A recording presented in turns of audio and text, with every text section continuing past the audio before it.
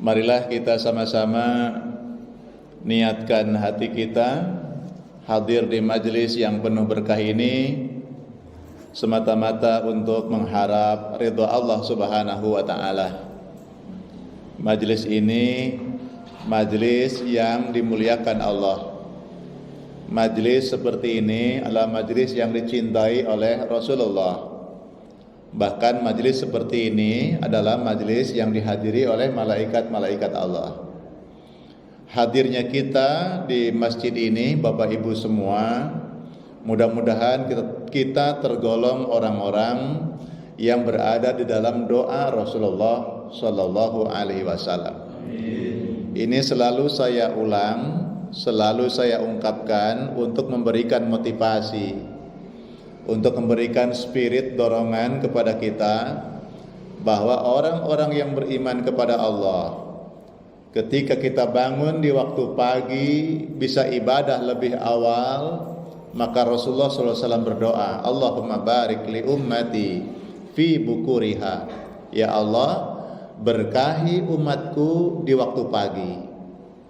Jadi berkahi umatku di waktu pagi.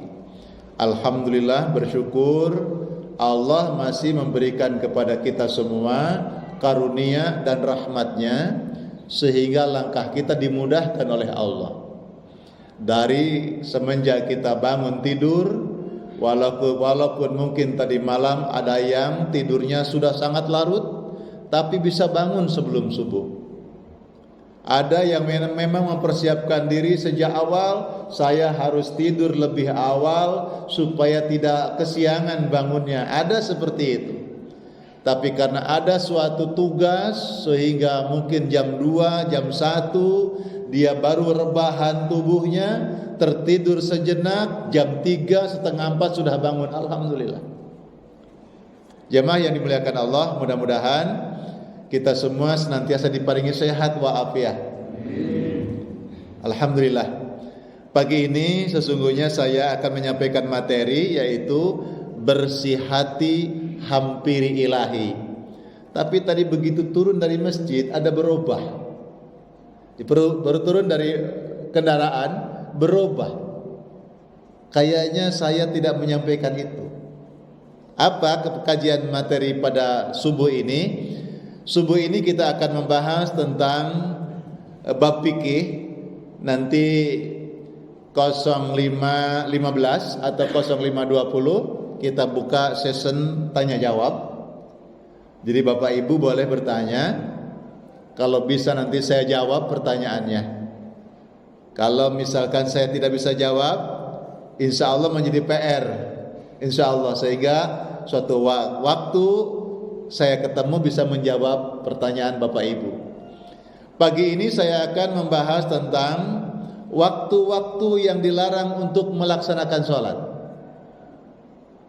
Saya pikir ini penting karena ada pengalaman pribadi di kampung yang saat itu ada orang meninggal dunia menjelang asar. Gitu. Ada orang meninggal dunia menjelang asar, kemudian kumandang asar, jamaah sholat asar. Begitu sholat asar selesai, maka dilaksanakan pemulasaraan jenazah. Jadi perawatan jenazah, mulai memandikan, mengkapani. Nah sudah dikapani, giliran menyolatkan, gak ada yang mau menyolatkan. Gitu. Dia beralasan, Pak Ustadz, ini kan waktu yang dilarang. Jadi nanti salah satu waktu yang dilarang untuk melaksanakan sholat adalah selesai melaksanakan sholat asar. Gitu. Sehingga ada jenazah, selesai asar itu baru dikapani, tinggal menyolatkan. Tapi tidak ada orang yang mau menyolatkan. Alasannya karena sudah sholat asar, tidak boleh melaksanakan sholat lain. Maka ditunggulah sampai selesai maghrib, baru mereka mau menyolatkan dan baru dikuburkan. Apakah seperti itu? Jemaah sekalian yang dimuliakan Allah Subhanahu wa taala. Kajian ini disebut dengan kajian kompilasi hadis. saya mengumpulkan hadis-hadis berkenaan dengan waktu-waktu yang dilarang untuk melaksanakan sholat. Bagaimana pendapat ulama berkaitan dengan sholat yang dilaksanakan, atau bagaimana dengan orang yang melaksanakan sholat pada waktu-waktu yang dilarang tersebut. Maka kita akan bahas menjadi 3 item. Yang pertama, kapan waktu-waktu yang dilarang sholat itu. Yang kedua, apakah larangan sholat itu mencakup semua jenis sholat? Larangan itu ya pokoknya semua sholat dilarang. Apakah seperti itu? Yang ketiga, apakah larangan itu maknanya haram orang melaksanakan sholat atau makruh orang melaksanakan sholat? Gitu. Kalau hukumnya haram, bagaimana orang yang melaksanakan sholat pada waktu itu? Apakah sholatnya sah, diterima, ataukah menjadi dosa karena haram? Ataukah tetap sholatnya sah? Itu. Nah, kita akan kaji, mudah-mudahan nyampe waktunya, jemaah sekalian yang dimuliakan Allah Subhanahu wa taala. Sebelumnya kita akan bahas bagaimana pendapat ulama, termasuk Imam An-Nawawi. Imam An-Nawawi berpendapat bahwa kaum muslimin sepakat bahwa yang dimaksud waktu-waktu yang dilarang itu adalah hukumnya makruh, tidak sampai haram. Itu Imam An-Nawawi. Jadi Imam An-Nawawi mengatakan waktu-waktu yang dilarang tersebut bukan haram, tapi hanya makruh saja.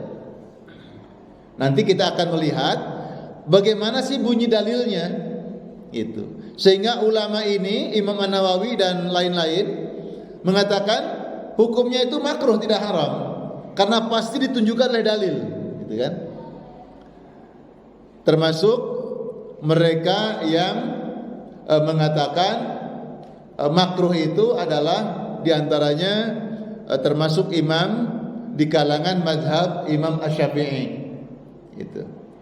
Jemaah sekalian yang dimuliakan Allah Subhanahu wa taala. Kemudian juga ada yang berpendapat bahwa yang dilarang orang melaksanakan sholat pada waktu yang dilarang itu adalah sholat di Raudhah di Madinah. Sholat di Madinah. Jadi kalau panjenengan melaksanakan ibadah haji dan umrah, maka ada kesempatan di Raudhah atau di Madinah.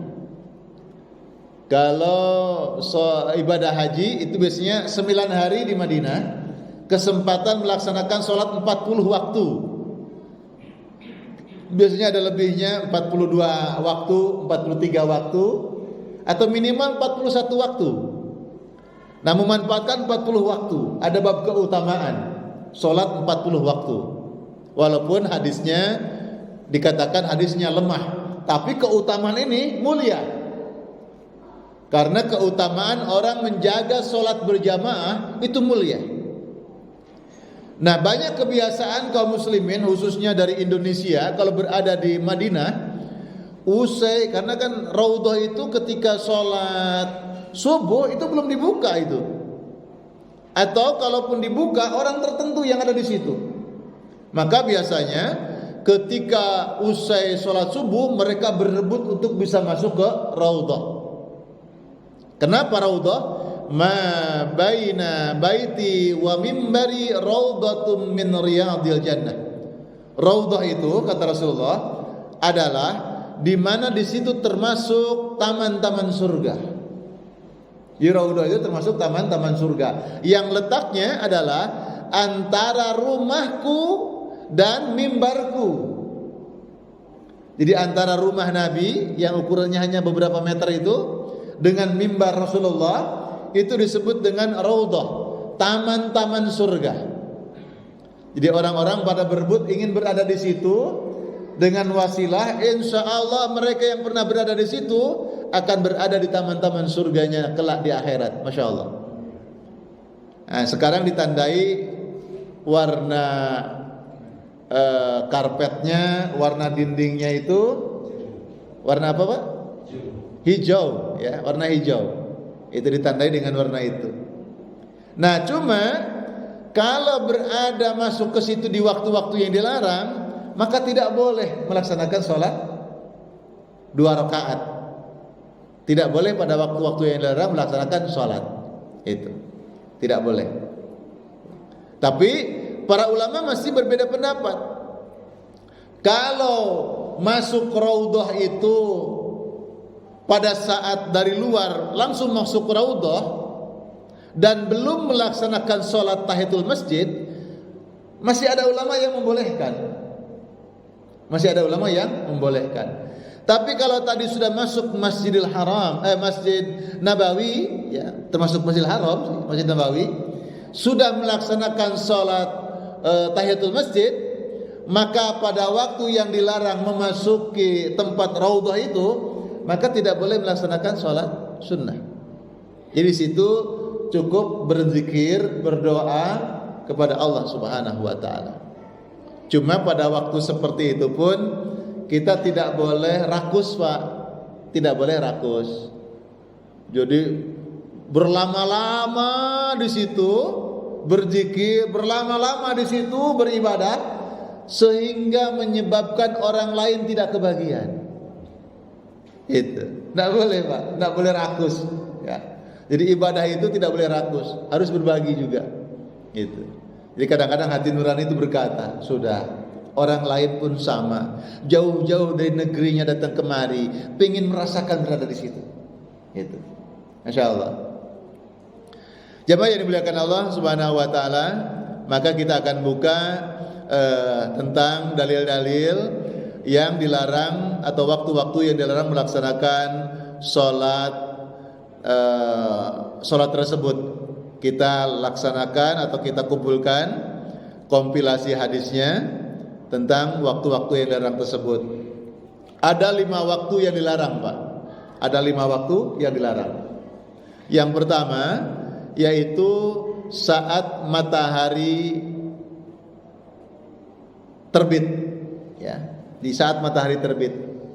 Jadi prosesi terbit,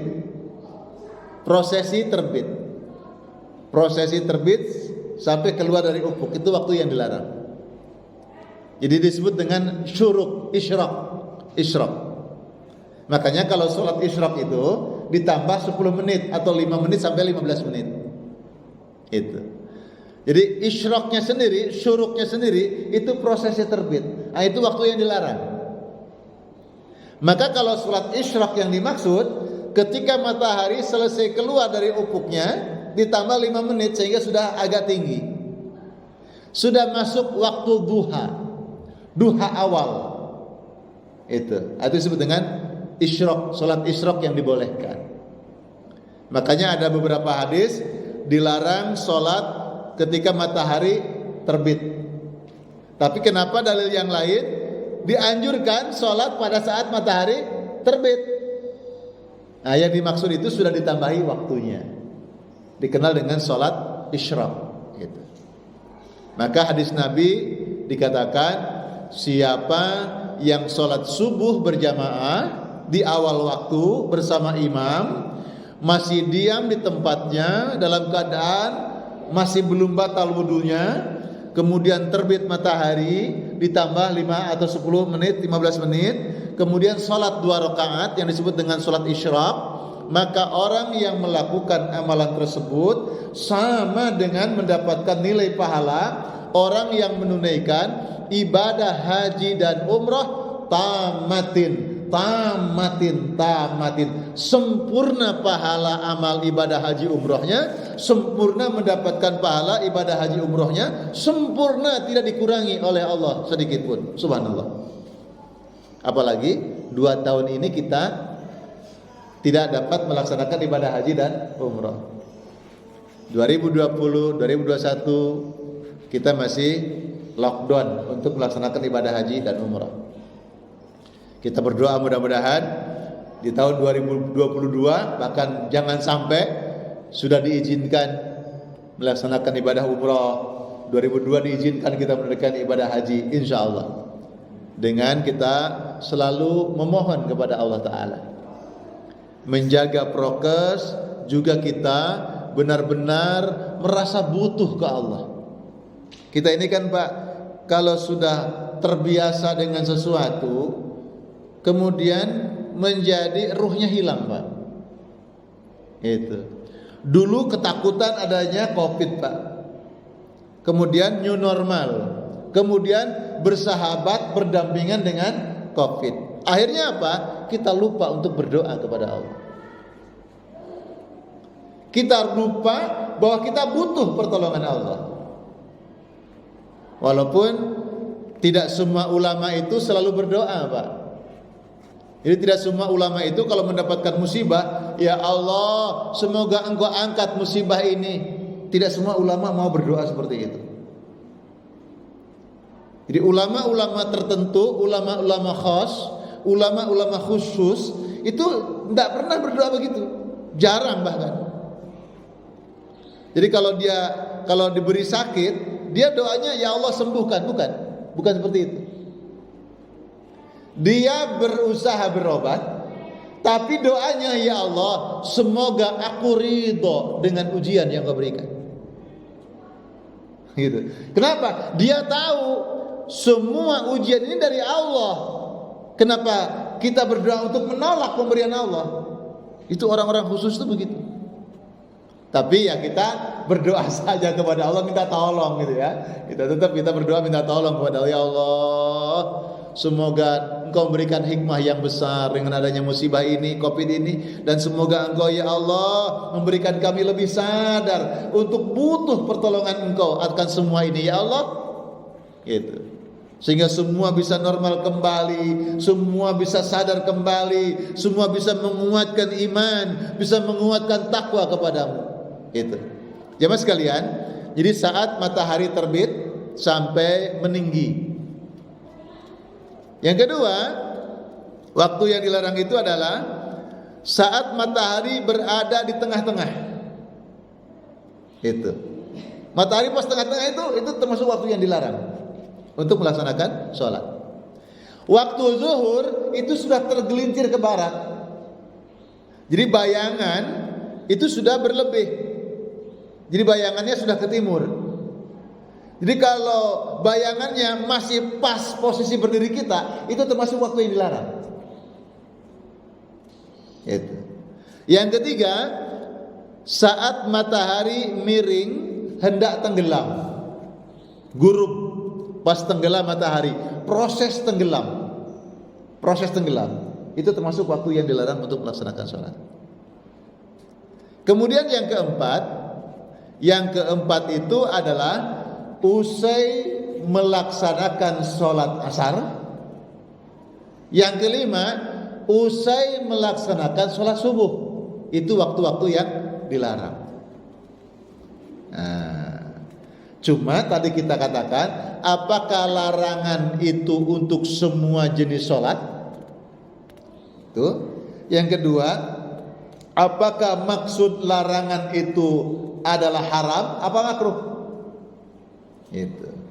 Terus berarti apakah masih ada peluang dengan bagaimana perbuatan Rasulullah pada waktu-waktu yang dilarang tersebut? Jadi hadisnya riwayat Muslim. Jadi salasu sa'atin kana Nabi sallallahu alaihi wasallam yanhana an nusalliya fihinna aw naqbura fihinna mautanan hina tatlu'u syamsu bazighatan hatta tartafi'a wa hina yaqumu qa'imu zahirati hatta tamila syamsu wa hina tadayyifu lil ghurub hatta taghruba. Rawah Muslim. Jadi ada 3 waktu tadi, saat matahari terbit, saat matahari di atas, saat matahari tenggelam. Kemudian juga dilarang ketika la sholata ba'da al-asri wala sholata ba'da subhi. Tidak ada sholat setelah sholat asar dan tidak ada sholat setelah sholat subuh. Kita akan sedikit-sedikit buka hadisnya. La yataharra ahadukum fal yusalliya inda tulu'i syamsi wa inda ghurubiha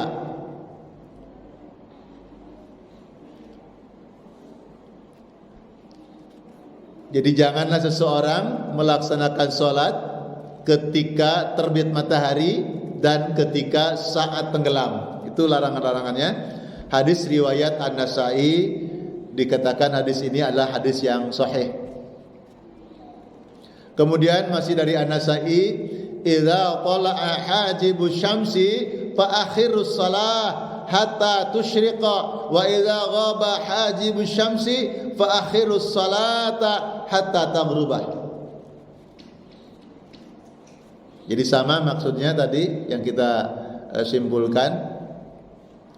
Kemudian jemaah yang dimuliakan Allah, hadis berikut adalah An Abi Hurairah qala naha Rasulullah sallallahu alaihi wasallam an salatain.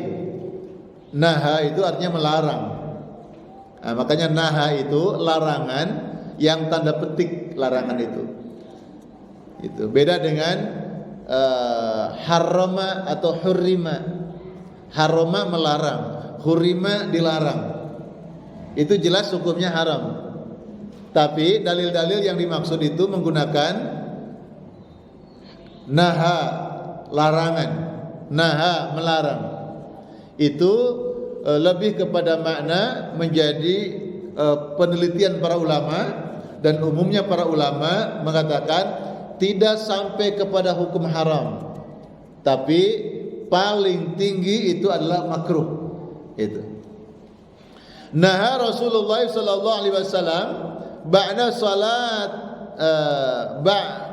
an salatain ba'dal fajri hatta tatlu'a syamsu wa ba'dal 'asri hatta taghruba syamsu.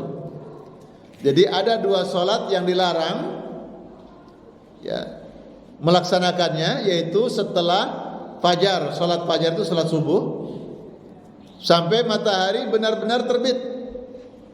Kemudian setelah salat asar sampai benar-benar matahari tenggelam. Jadi prosesnya terbit, prosesnya tenggelam itu yang dilarang. Kemudian hadis kedua, la salata ba'da salati subhi hatta tatlu'a syamsu wa la salata ba'da salatil asri hatta taghruba syamsu.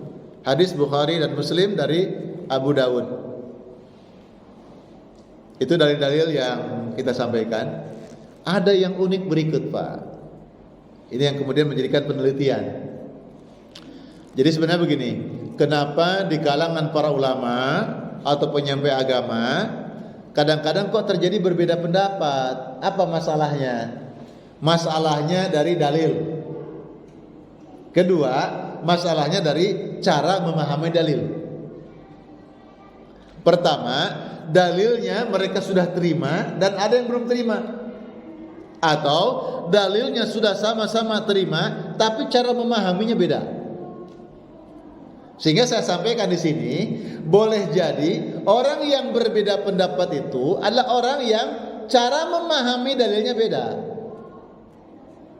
Tidak harus kita menghukumi dengan hukum yang tidak sesuai dengan cara Nabi memberikan hukum. Itu. Rasulullah itu mengajarkan beberapa hal tentang adanya beda pendapat di kalangan umat, tapi cara menyikapinya begitu sangat bijaksana Rasulullah itu. Kan dalam riwayat Bukhari itu panjenengan ada kisah riwayat di Madinah itu ada seorang imam rawatib ya, di Masjid Quba. Imam rawatib itu melakukan menjadi imam salat, tetapi cara mengimami salatnya berbeda dengan cara Rasulullah dan sahabat-sahabat yang lain menjadi imam salat. Padahal Rasulullah masih hidup. Itu. Bedanya di mana? Sahabat ini kalau menjadi imam salat, ya, salat 5 waktu, khususnya bacaan salatnya yang jahar, maghrib, isya, subuh, yang makmum tahu itu. Apa yang dilakukan?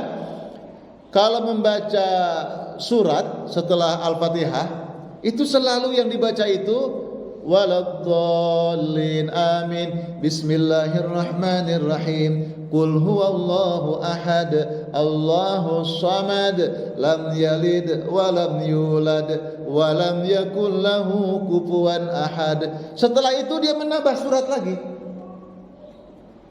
Menambah surat lagi, baik dari ayat Al-Qur'an maupun dari surat-surat pendek yang lain. Rakaat pertama seperti itu, rakaat kedua juga sama. Setelah Al-Fatihah membaca qul huwallahu ahad lagi. Habis itu menambah dengan surat yang lain. Begitu terus melakukan seperti itu. Nah, ini yang membuat jamaahnya resah. Resah jamaahnya. Ini kok imamnya modelnya beda. Nabi aja nggak pernah gitu. Sahabat yang lain juga nggak ada seperti itu. Tapi kenapa beliau ini seperti ini? Gitu. Cuma jamaahnya tidak ada yang berani untuk menggantikan atau menghentikan imam ini. Kenapa? Karena imam ini punya kelebihan, bacaan Qur'annya paling fasih di antara sahabat yang lain yang ada di Masjid Quba tersebut.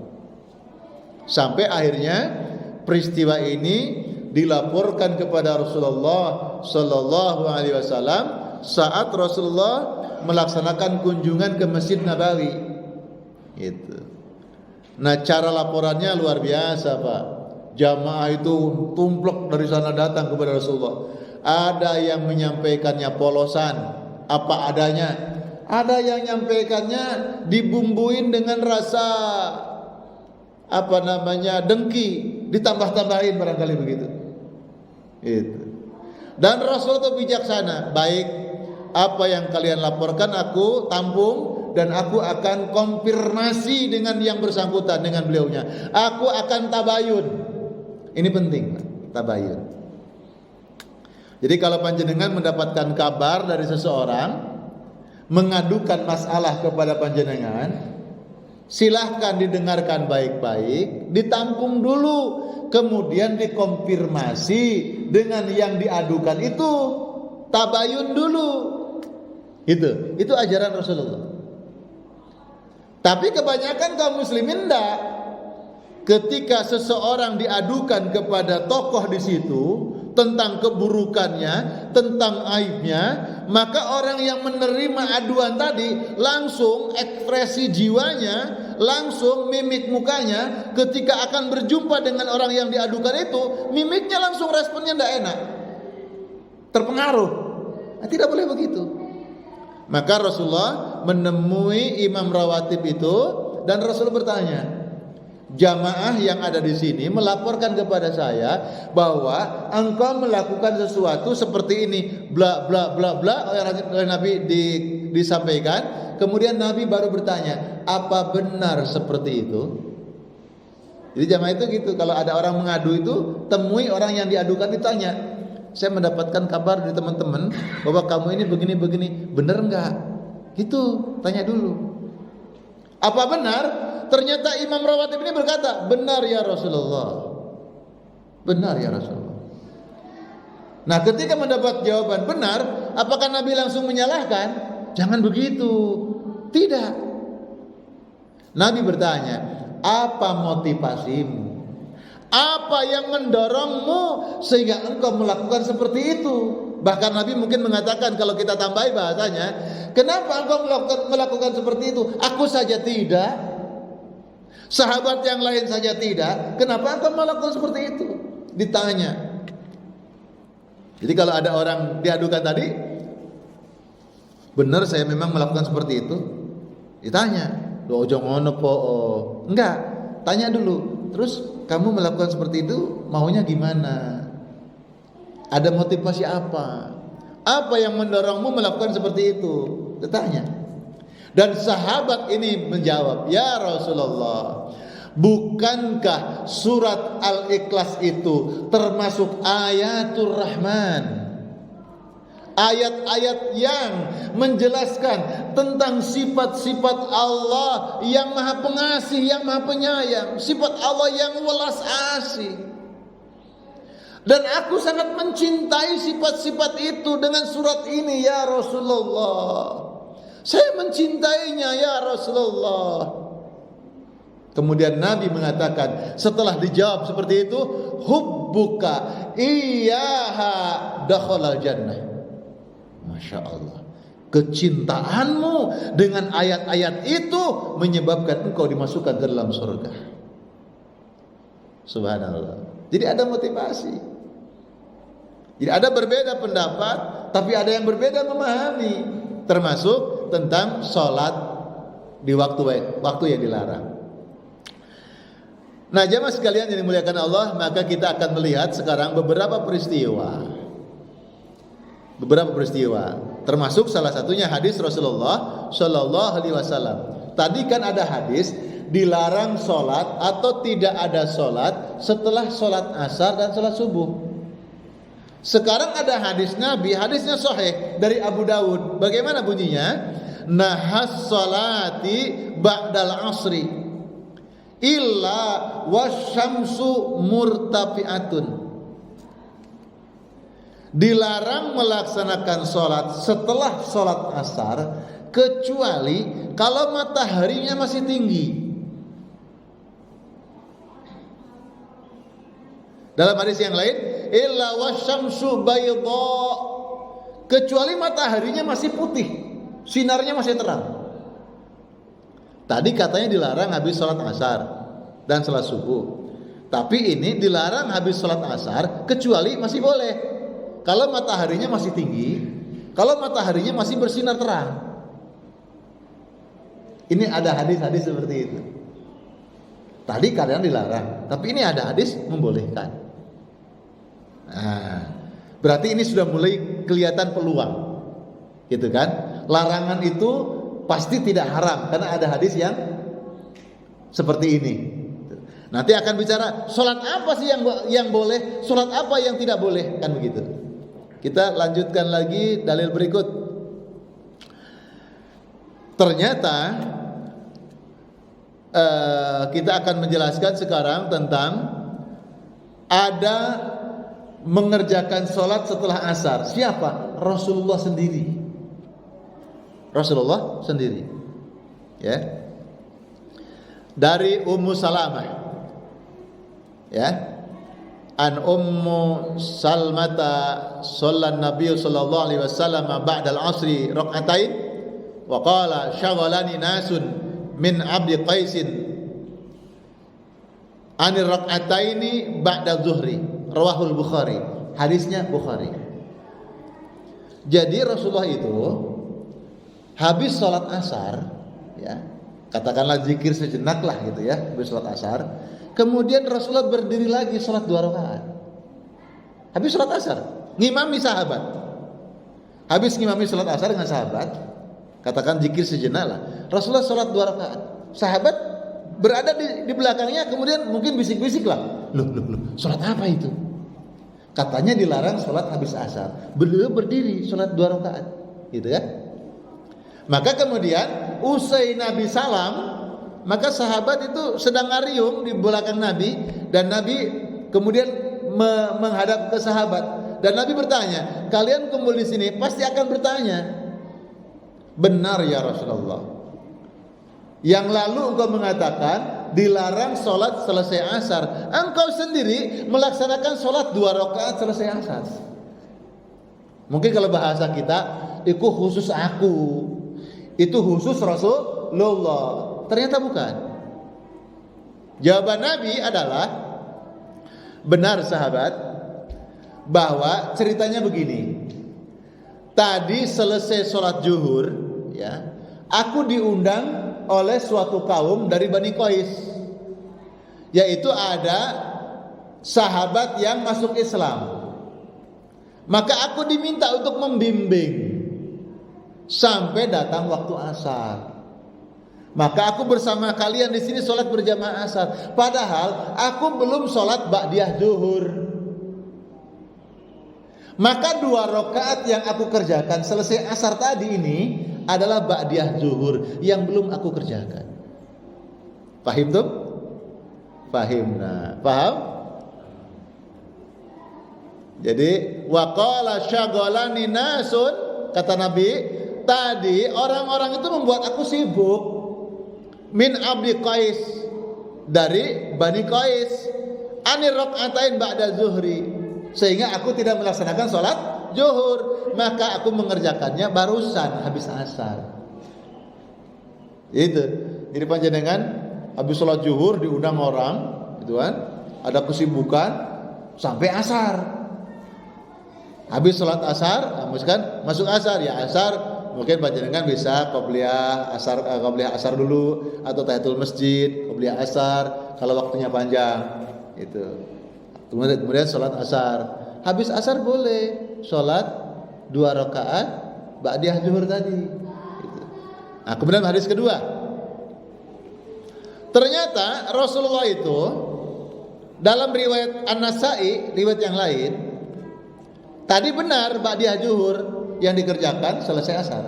Yang berikutnya adalah an Ummu Salmah syughila Rasulullah sallallahu alaihi wasallam an rak'atain qabla al-'asr. Fa shallahuma ba'da al-'asri. Di Nabi itu orangnya sangat bijak. Datang ke masjid rada telat kira-kira karena kesibukan. Kesibukan diundang kaum sampai datang waktu asar. Sudah azan asar saja masih belum datang ke masjid. Sahabat itu masih nunggu, tidak berani sholat, masih ada Nabi, kemudian dimulai. Itu. Jadi sebenarnya waktu iqamah itu adalah waktu haknya imam. Waktu haknya imam. Mesti ditentukan imam rawatibnya siapa. Jadi bukan waktu tit 0 qomat, bukan. Jadi waktu iqamah ini waktu makmum. Makmum tahu diri kalau sudah tinggal 30 detik jangan sholat qobliyah. Tapi nek imamnya teko walaupun tinggal 5 detik, biarkan imam sampai selesai. Bisa dipahami. Ini waktu bantu, ini waktu untuk makmum, bukan untuk imam. Maka sebenarnya kalau imamnya datang duluan, ini belum habis, tergantung imamnya.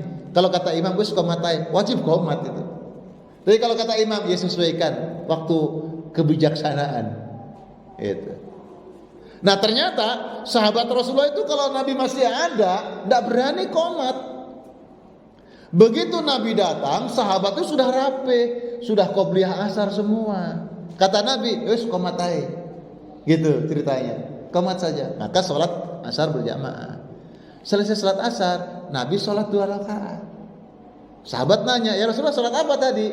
Tadi kan aku belum qobliyah asar. Maka aku mengerjakannya barusan. Nah, nanti jamaah, ini yang menyebabkan, kan selama ini pemahaman kita baik di Nahdiyin maupun di Muhammadiyah, tapi sekarang sudah modifikasi pendapat itu, ya. Dalam artian begini. Dulu ada disebut dengan sholat sunnah rawatib mu'akkad.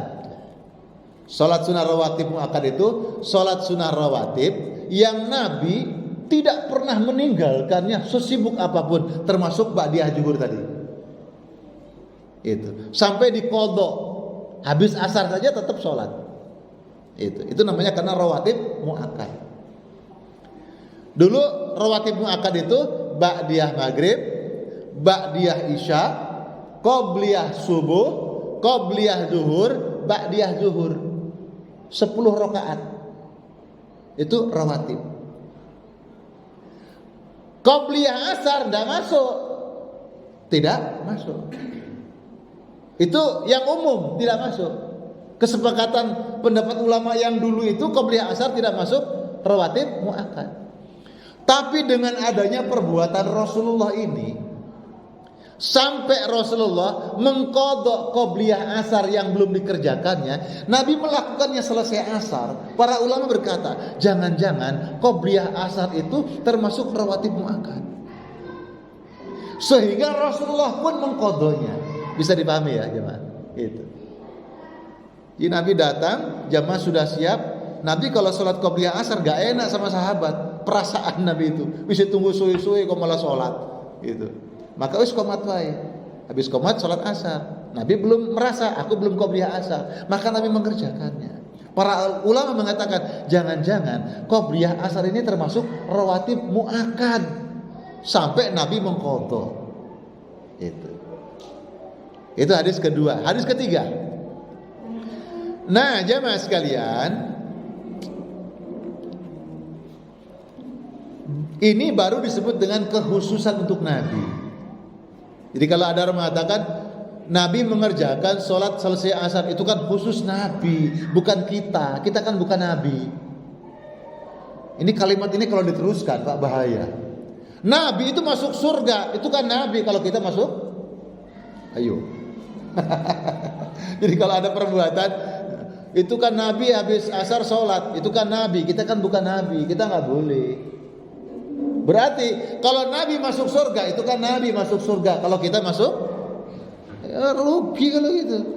Rasulullah itu diutus, Rasulullah itu menjadi uswah, contoh, teladan untuk ditiru. Itulah. Cuma ada kekhususan bagi Nabi. Apa? Kalau Nabi sudah melakukan sesuatu, Nabi akan mendawamkannya, menjadi kebiasaannya untuk terus dilakukan. Itu khusus untuk Nabi. Makanya Nabi itu sampai akhir hayatnya tidak pernah meninggalkan sholat 2 rakaat selesai asar. Itu Rasulullah. Itu tidak berlaku kekhususan untuk kita. Jadi istilah kekhususannya berbeda. Jadi kalau kita ini kalau kita ini pernah kesiangan, terus kita mengqadha sholat, boleh, tapi jangan sering-sering gitu loh. Jangan sering-sering. Baik, kita lanjutkan. Waktu bertanya sudah habis ini, sudah mulai. Baik, kita tambahkan itu selesai asar. Kita sekarang ada perbuatan sahabat selesai sholat subuh, Pak. Ini namanya sauban, Pak. Jadi selesai asar tadi banyak riwayat, ada 7 riwayat lebih. Sekarang yang selesai subuh, Pak. Jadi tadi jamaah yang ketika sudah qomat baru datang ada berapa orang? Itu. Jadi masuk masjid imamnya sudah takbir, sudah Fatihah. Aku gak kebagian qobliyah subuh kan gitu ya? Itu boleh Pak nanti. Ini sahabat Sauban dari kaum Bani Qais ya. Jadi sahabat ini begitu masuk masjid sudah qomat langsung berjamaah menjadi makmum salat subuh. Allah. Begitu sholat subuh selesai, zikir sejenak lah. Sahabat ini berdiri lagi sholat 2 rakaat. Selesai sholat, selesai salam, Nabi bertanya, "As-sholatani ma'an? Bukankah tadi engkau sholat bersama aku?" Kemudian sahabat ini menjawab, "Benar ya Rasulullah, saya tadi sholat bersama engkau." Kemudian Nabi bertanya, "Apakah engkau menambah sholat subuh 2 rakaat menjadi 4 rakaat?" Kata Rasulullah. "Kok nambah sholat lagi jadi 4 rakaat?" Diprotesi Rasulullah itu. Katanya sudah ikut sholat subuh bersama aku, terus kamu sholat lagi. Apakah kamu menambah sholat subuh 2 rakaat jadi 4 rakaat? Kata Rasulullah. Kata sahabat, "Ya Rasulullah, begini ceritanya. Ketika aku datang ke masjid sudah qomat, aku langsung bermakmum. Padahal saya ini belum melaksanakan qobliyah subuh ya Rasulullah. Dan aku melakukannya 2 rakaat sholat qobliyah subuh ini barusan tadi selesai subuh." Kemudian apa jawaban Rasulullah? "Fala izan." Oh nengok, kalau begitu gak apa-apa, aku izinkan. Fala izan, tidak mengapa. Jadi boleh. Jadi jamaah tadi yang masuk masjid sudah dimulai subuhnya, nah, boleh. Nanti bubar ini boleh, atau tadi sekarang boleh, gitu. Sholat qobliyah subuh. Tapi jadi pelajaran, besok-besok kalau bisa jangan diulangi. Tapi terulang lagi ya boleh, gitu kan? Nah, jamaah yang dimuliakan Allah. Itu tentang hadis-hadis yang berkaitan dengan sholat di waktu yang dilarang. Tetapi ada sholat yang tidak dilarang 24 jam. Kapan? Di mana? Di Mekah Al-Mukarramah, di Masjidil Haram. Jam berapapun panjenengan, kapanpun panjenengan masuk Masjidil Haram di Mekah, itu boleh. Makanya di sana habis sholat subuh, habis sholat asar, ya sholat jenazah. Bahkan masuk jam berapapun tawaf. Tawaf itu adalah sholat yang boleh bicara. Jadi orang tawaf itu orang yang sedang sholat, tapi sholat boleh ngomong. Itu tawaf. Jadi hadisnya itu la tamna'u ahadan tafa bihadzal bait wa shalla ayyata sa'atin sya'a min lailin aw naharin. Jangan engkau melarang orang untuk melaksanakan tawaf dan sholat di Baitullah ini kapan saja ia menghendakinya, baik di waktu siang maupun di waktu malam. Jadi tawaf, sholat sunnah, sholat di Masjid Haram siang atau malam jam berapapun dibolehkan. Tidak ada waktu larangan sholat. Hadisnya riwayat Abu Daud, hadis sahih. Pertanyaan sekarang, kalau begitu sholat apa saja yang dibolehkan, sholat apa saja yang dilarang, kan begitu pertanyaannya. Kesimpulan, sholat yang dibolehkan, pertama sholat fardu. Sholat fardu, panjenengan bangun, orang-orang sudah selesai sholat asar, belum sholat asar, ya sholat asar, itu loh. Sholat subuh kesiangan, ya sudah sholat subuh saat bangun itu. Gitu kan? Wah, udah duha, ya udah sholat subuh pada waktu duha. Itu. Sudah sholat subuh, tapi belum itu satu sholat fardu. Kedua, fardu kifayah. Jenazah meninggal dunia habis asar. Sudah dimandikan, sudah dikafani, ya sudah sholatkan bareng-bareng. Fardu kifayah. Apalagi fardu kifayah hukumnya. Jadi jangan ada alasan, wah ini waktu yang dilarang sholat, gak boleh nyolatkan jenazah. Seperti pernah terjadi di kampung saya. Boleh, bahkan wajib. Itu. Yang ketiga sekarang, sholat yang ada sebab. Masuk masjid, sebab masuk masjid sholat tahiyatul masjid. Jenengan jam 5 masuk masjid, jam 5 itu kan habis asar toh. Terus sholat tahiyatul masjid, itu boleh. Itu disebut sholat yang ada sebab. Sebab masuk masjid boleh. Itu. Yang keempat, sholat sunnah rawatib. Sholat sunnah rawatib. Sholat sunnah qobliyah ba'diyah, atau qobliyah yang belum dikerjakan, ba'diyah yang belum dikerjakan. Karena waktunya pas. Waduh, ini waktu yang dilarang, tapi ini longgar untuk saya sholat. Tadi belum sholat sunnah, boleh. Itu. Yang dilarang apa? Yang dilarang adalah sholat mutlak. Sebenarnya sholat itu mutlak, Pak. Sholat tahiyatul masjid itu awalnya mutlak. Tapi karena ada sebab masuk masjid, jadi sebab sholat yang karena sebab. Itu. Nah, yang mutlak itu apa? Sholat hajat, sholat istikharah, atau sholat yang nggak ada niat selain niat sholat. Jadi ada orang itu kebanyakan sholat, Pak. Jenis sholat sudah dikerjakan, tapi masih haus. Aku masih kepengen sholat, yuk. Luar biasa orang ini, Pak. Kata Rasulullah, kalau begitu kondisinya, ya sudah sholat. Pokoknya ya Allah, saya niat sholat sunat. Allahu Akbar. Sholat sunat apa? Pokoknya sholat sunat. Itu disebut sholat sunat mutlak. Nah, jenis sholat sunat seperti itu tidak boleh dikerjakan pada waktu-waktu yang dilarang. Demikian jemaah yang dimuliakan Allah. Baik, masih ada waktu 5 menit. Kalau ada yang bertanya, silahkan. Monggo. Silahkan, Pak. Kalau waktu istiwa kan dilarang. Ya. Antara waktu istiwa dan sholat zuhur berapa menit? Ya, kalau sholat zuhur itu sudah disesuaikan. Jadi sholat zuhur itu sudah condong ke barat. Gitu. Nah, jarak tengah-tengah sampai zuhur itu, ya zuhur itu batasnya. Jadi masuk waktu zuhur itu sudah waktu yang dibolehkan. Gitu. Cuma ini pun masih berbeda ulama termasuk sholat Jumat. Maka tidak berlaku pada waktu sholat Jumat. Jadi jamaah datang untuk masuk sholat Jumat, para ulama membolehkan siapapun yang datang ke masjid sholat sunnah tahiyatul masjid, termasuk tadi sholat yang karena ada sebab, termasuk yang dibolehkan. Gitu. Tadi kan ada waktu 5 yang dilarang.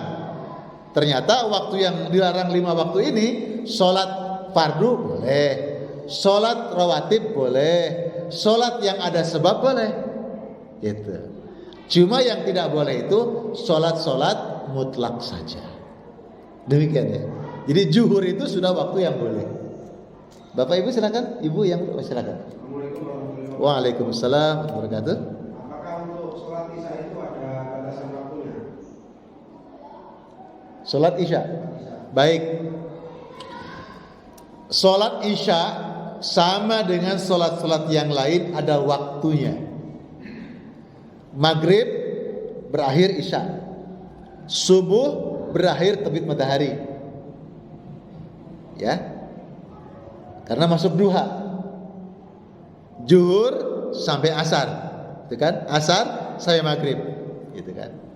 Tapi orang yang kehilangan zuhur, orang yang kehilangan sholat 5 waktu karena maaf, orangnya gila, orangnya mabuk, orangnya ketiduran, ketika dia bangun itu ya sudah sholat.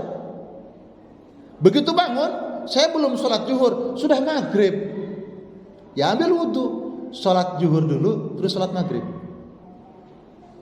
Atau boleh sholat maghrib dulu baru zuhur. Tapi para ulama menyenangi sebagaimana jarum jam. Gorong zuhur masuk maghrib, ya zuhur dulu baru maghrib. Sama seperti sholat jamak qashar, sholat jamak itu para ulama menyenangi sesuai jarum jam. Kalau jamak itu baik jamak takdim maupun jamak takhir itu yang sesuai jarum jam. Zuhur dulu baru asar, maghrib dulu baru isya. Walaupun jamak takhir itu kan kebolehannya misalkan zuhur dengan asar di waktu asar, asar dulu baru zuhur, gitu kan? Maghrib dengan isya, maghrib dulu, isya dulu baru maghrib. Tapi para ulama lebih menyukai sesuai arah jarum jam. Kembali pertanyaan, waktu isya kapan berakhirnya? Para ulama beda pendapat. Pendapat yang umum berakhirnya waktu isya ya waktu subuh. Waktu subuh. Tapi ada yang berpendapat berakhirnya waktu isya itu tengah malam lewat sedikit. Jam 12:30 atau jam 1. Maka orang yang belum sholat isya, jam 1 baru sholat isya, itu masuk sholat qadha. Seperti orang yang bangun kesiangan, bangun subuh kesiangan jam 7 baru bangun, dia sholat 2 rakaat sholat subuh, itu sholat qadha. Jadi orang belum sholat isya, jam 1 baru sholat isya, itu masuk sholat qadha, telah kehilangan waktu isyanya dia. Menurut sebagian pendapat. Tapi pendapat yang umum berakhirnya ya subuh. Kalau belum sholat subuh masih ada waktu isya, gitu. Tapi bagi ulama yang lain sudah habis waktu isya, maka dia telah kehilangan sholat isya. Kalaupun dia sholat isya pada jam 1, jam 2 sampai subuh, itu namanya sholat qadha. Itu ada beda pendapat. Ada beda pendapat. Oleh karena itu, walaupun demikian, kita jangan sengaja mengakhirkan waktu. Tapi ada hadis Rasulullah. Itu yang jadi masalah. Nabi pernah bersama sahabat sholat isyanya sekitar jam 1. Itu masalahnya. Jadi Nabi pernah sholat isya jam 1, memundurkan waktu sholat isyanya karena ada kepentingan, karena Nabi ada hajat dengan para sahabat. Ketika Nabi usai melaksanakan sholat isya jam 1 dini hari itu, Nabi mengatakan, orang-orang yang sholat isya di awal waktu tadi, mereka sekarang pada lelap tidur. Kita tadi dari mulai isya kita ada kegiatan, dan kita baru melaksanakan isya jam 1 sekarang ini. Maka selama tadi sampai sekarang kita belum sholat isya, dan barusan kita selesai sholat isya, maka dari sholat isya tadi sampai sekarang kita dinilai ibadah sholat oleh Allah Subhanahu wa ta'ala. Itu kata Rasulullah dalam sebuah hadis itu. Tapi karena ada aktivitas dakwah Rasulullah, tetap jangan sengaja-sengaja ya.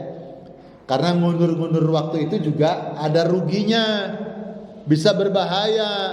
Iya, kalau kita punya janji dengan malaikat meninggal kita kapan? Kan gitu. Nanti ayah zuhurnya masih panjang waktunya di sono, belum nyampe di sono meninggal dunia, berarti punya hutang sholat zuhur. Maka sebaik-baik orang, maka semulia-mulia manusia, dia melaksanakan ibadah sholat di awal waktu serta berjamaah di masjid. Masya Allah. Demikian. Ibu, ada dari ibu, silahkan. Baik Bapak, silahkan. Kalau ada masih, ya silahkan, masih ada lagi. Assalamualaikum warahmatullahi wabarakatuh. Waalaikumsalam warahmatullahi wabarakatuh. Bagaimana hukumnya sholat di waktu-waktu antara dua tanduk setan? Iya. Ya sama dengan tanduk setan itu adalah sholat yang matahari di tengah-tengah, yang kita sebut tadi. Hadisnya karena panjang tidak saya bacakan. Hadisnya panjang sekali, tidak saya bacakan. Jadi kenapa dilarang sholat ketika matahari di tengah-tengah? Dan zuhur itu sudah tergelincir ke barat sedikit. Nah, ketika pada saat tengah-tengah kenapa dilarang? Karena diibaratkan orang berada di antara dua tanduk setan. Maknanya seperti apa? Wallahu a'lam. Banyak para ulama yang mentakwil tentang dalil tersebut. Tapi intinya adalah bahwa larangan itu tidak sampai kepada larangan haram. Dan larangan itu tidak untuk seluruh jenis sholat. Gitu. Jadi intinya itu saja. Gitu. Itu saja. Termasuk pada waktu sholat Jumat seolah-olah dalil itu tidak muncul. Itu waktu hari Jumat. Walaupun ada ulama juga mempersoalkan tentang hati-hati jamaah kalau datang ke masjid pada hari Jumat jangan mepet saat matahari di atas. Itu. Ada yang membuat kehati-hatian seperti itu. Tujuannya semua baik, agar kaum muslimin yang melaksanakan ibadah berada pada posisi waktu-waktu yang mulia. Intinya itu. Saya kira demikian. Silahkan Pak tadi. Mungkin Ustaz mau tanya, kalau kita subuh kesiangan, Ya. terus kita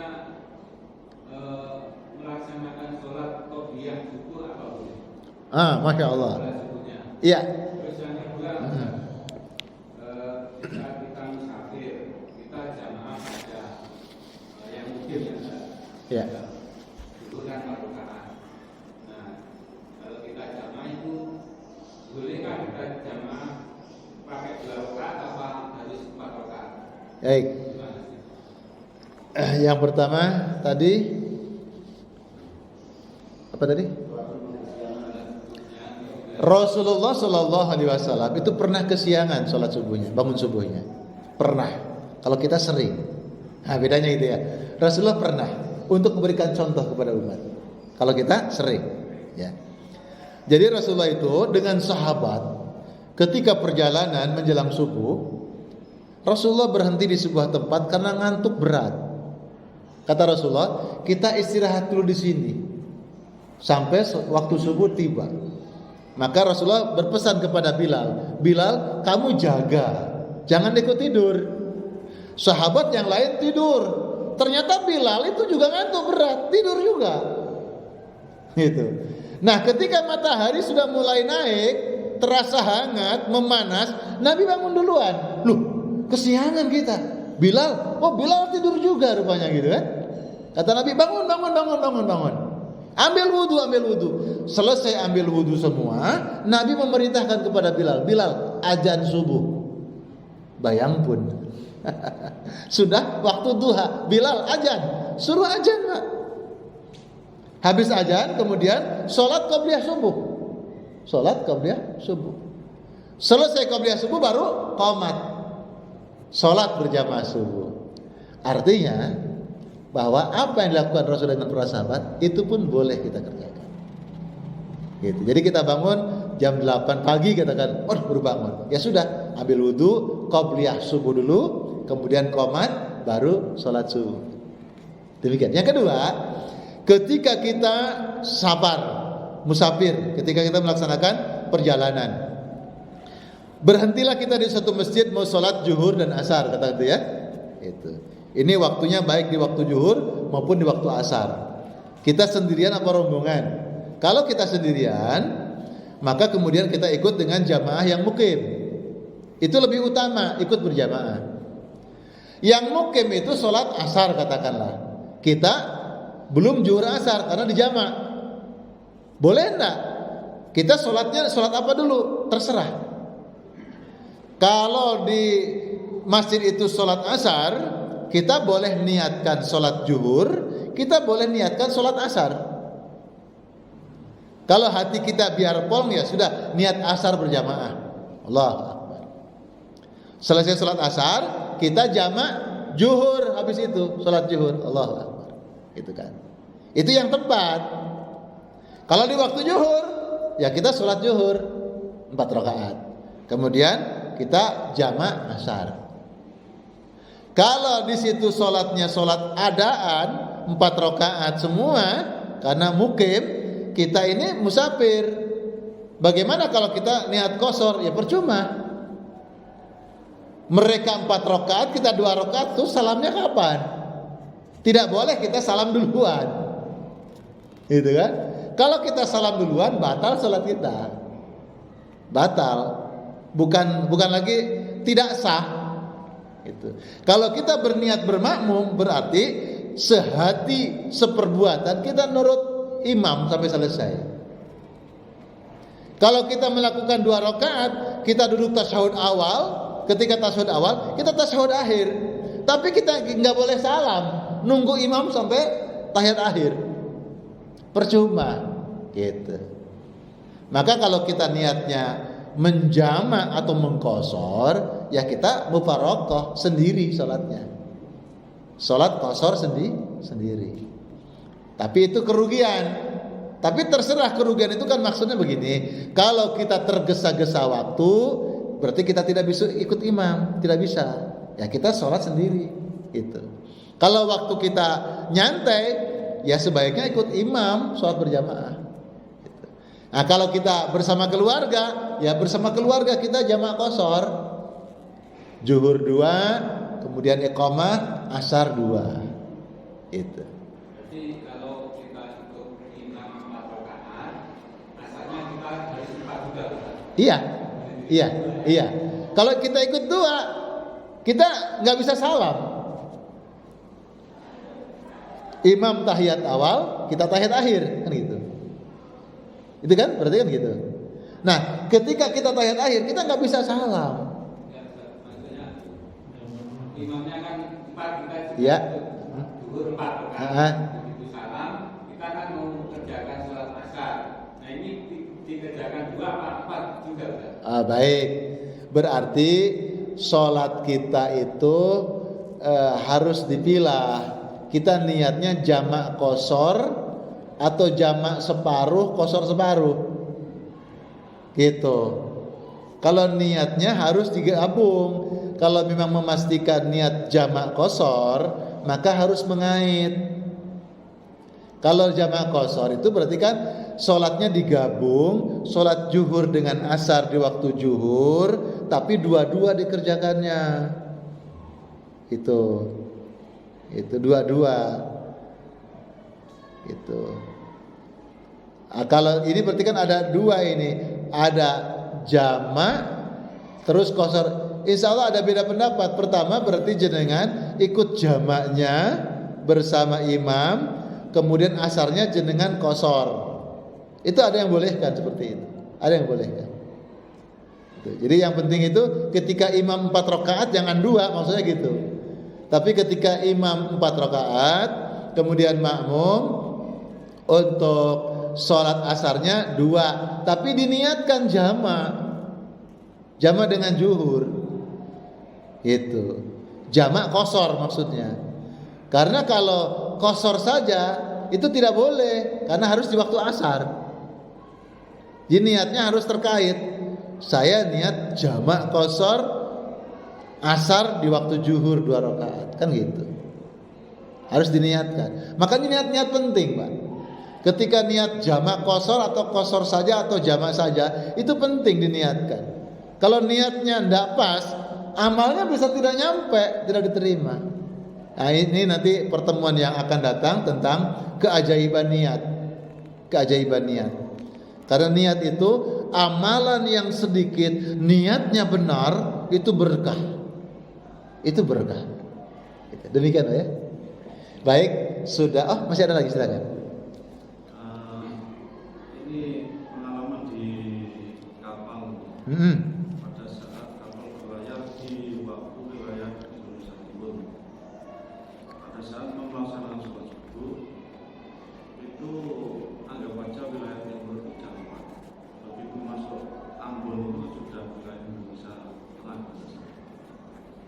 Sehingga kita melaksanakan sholat subuh itu tadi, padahal ini masuk di wilayah tengah, sehingga ada selisih 1 jam. Begitu selesai melaksanakan sholat berjamaah subuh, baru ingat orang navigasi belum, kita kan sudah masuk di tengah, berarti belum masuk waktu subuh gitu. Ya. Nah ini padahal sudah dilaksanakan sholat subuh berjamaah. Ya. Begitu ingat itu, tadi itu sholat itu belum masuk sholat subuh, terus bagaimana kan? Dengan keyakinan. Jadi ketika sholat subuh yang pertama itu keyakinannya apa? Keyakinan sudah masuk waktu atau belum? Karena tidak boleh melaksanakan sholat fardu belum yakin masuk waktu. Itu keyakinan. Yang jadi pertanyaan adalah begini. Di zona ini kita sudah sholat maghrib, gitu ya. Karena penerbangan tertentu nyampe sana ternyata belum maghrib. Begitu masuk maghrib, apa sholat maghrib lagi apa enggak? Nah, itu yang jadi pertanyaan. Itu. Nah, mungkin hampir sama. Kalau tadi sudah sholat subuh, ternyata masuk daerah tersebut belum masuk subuh, subuhnya belum datang. Padahal perasaan tadi kita sudah masuk subuh, sudah sholat subuh. Begitu masuk sana, baru menjelang subuh, apakah sholat subuh lagi? Iya. Iya. Jadi sholatlah berdasarkan masuk waktu. Itu. Apakah termasuk ini insya Allah juga ada beda pendapat ulama. Ada beda pendapat ulama. Tapi ketika tadi kita di sana sholat subuh, iya, karena sudah masuk subuh di sana. Begitu nyampe di tujuan, ternyata belum subuh. Katakanlah kurang 5 menit subuh. Begitu embarkasi subuh, ya sholat subuh lagi. Aqimis shalah, innas salata kanat alal mu'minina kitaban mawquta. Ya tunaikan sholat. Karena di sana kita masuk waktu sholat. Walaupun tadi di sono sudah sholat. Itu. Jadi sesuai waktu-waktu yang ditentukan. Artinya kita masuk situ mendapatkan waktu seperti itu. Tapi memang ada ulama yang berbeda pendapat. Gitu. Apakah boleh sholat 2 kali dalam suatu waktu? Kan waktunya beda. Tadi waktu sana sholat subuh sana. Ini di sini baru masuk subuh. Kan beda. Nah, itu. Jadi seperti itu. Kalau saya berpendapat, ya sesuai masuk waktu di situ, ya sholat di situ. Walaupun tadi waktu sana kita sudah sholat. Itu. Walaupun tentu akan bertemu dengan banyak berbeda pendapat sesuai bagaimana analisa mereka tentang dalil-dalil agama. Demikian Pak. Baik, sudah jam 6 kurang 4 menit kita masuk waktu sholat isyraq. Mudah-mudahan pertemuan kita senantiasa dibarengi dengan turunnya barokah rahmat Allah Subhanahu wa taala. Mari kita tutup dengan doa majelis. Subhanakallahumma wa bihamdika nashhadu an la ilaha illa anta wa nastaghfiruka wa natubu ilaik. Allahumma anfa'na bima 'allamtana wa 'allimna ma yanfa'una warzuqna ilma yanfa'una. Allahumma arzuqna fahman nabiyyin wa hifdzal mursalin wa ilhamal malaikatil muqarrabin. Rabbana hab lana min azwajina wa dhurriyyatina qurrata a'yun waj'alna lil muttaqina imama. Rabbi auzi'ni an ashkura ni'mataka allati an'amta alayya wa ala walidayya wa an a'mala salihan tardahu wa aslih li fi dhurriyyati inni tubtu ilaika wa inni minal muslimin. Rabbana atina fid dunya hasanah wa fil akhirati hasanah wa qina adzabannar. Alhamdulillahirabbil alamin.